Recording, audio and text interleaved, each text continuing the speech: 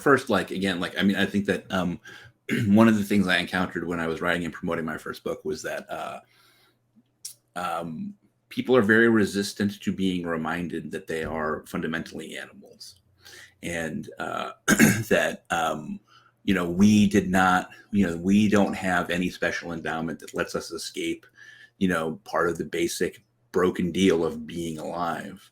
And part of that is that our genes, which we don't choose and can't control, have profound impacts on who we are and the lives that we lead.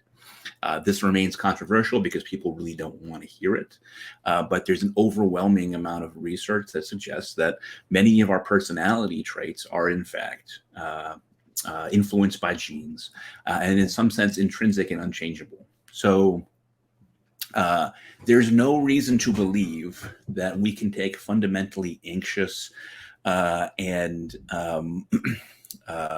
shy people and make them calm and confident people, right? There's never been any reason to think that that's true. We carry around this sort of vaguely Freudian idea that, everything about our personalities depends upon things that happen to us very early in childhood, and it's all about these early traumas, and they shape us and make us who we are. There's never really been any evidentiary basis for that. Freud certainly never thought that he had to have any evidence for anything that he said. But that idea sort of haunts the species. And,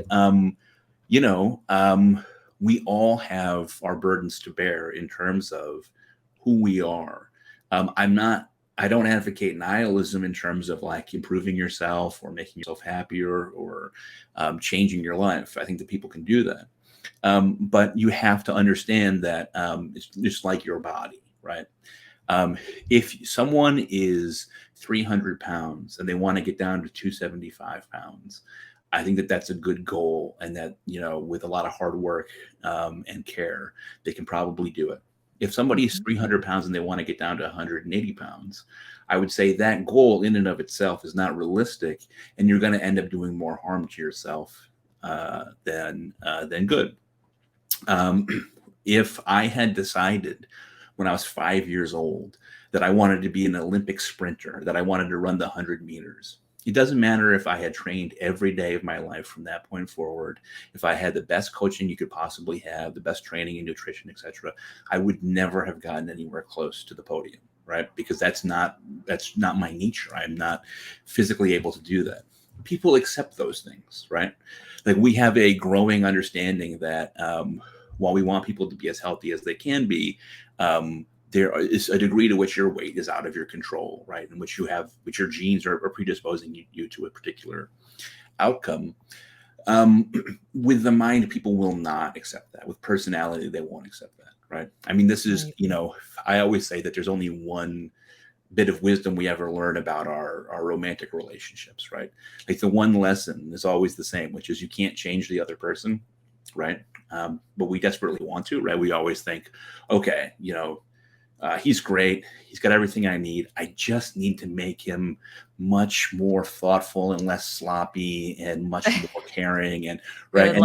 And then when I get that, everything's going to be great. But we have to relearn over and over again. You can't do that, right? You cannot make the other person into something that they're not. And the person you could do that to, you probably wouldn't want when you were done. Right. I mean, if somebody is that malleable, right. Yeah, it would be a little scary. Yeah. But it's the same way with ourselves, right? I have bipolar disorder. I spent 15 years of my life in and out of psychiatric hospitals. It took me a long time to accept that I could get into treatment, and I am in treatment and have been for 5 years, which is great, and that I can make better or worse choices, but I can't turn that off. There's nothing I can do to make myself not be that way. And I wish people would accept the fact that there are fundamental aspects of themselves that, as much as they may not like them, they probably can't really change them. So how can I find ways to mitigate those things that I can actually do in my real life? And I think that applies to the commandment to love yourself, which is that, like, okay, I don't feel great about myself. If I think back, to be honest, I've never felt great about myself. I didn't feel great about myself the day that I got into Yale or whatever somebody might do. I didn't feel great about myself the day I graduated from med school.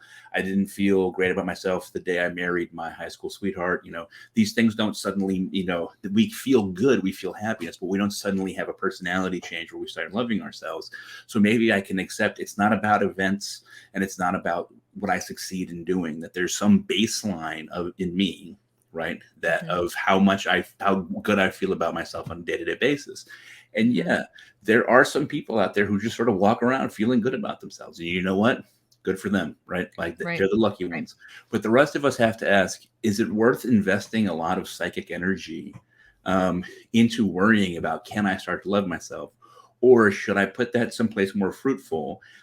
Try to be good to myself when I can, right? Like think of the simple things that I do in my life that make me feel better rather than worse, and do those things.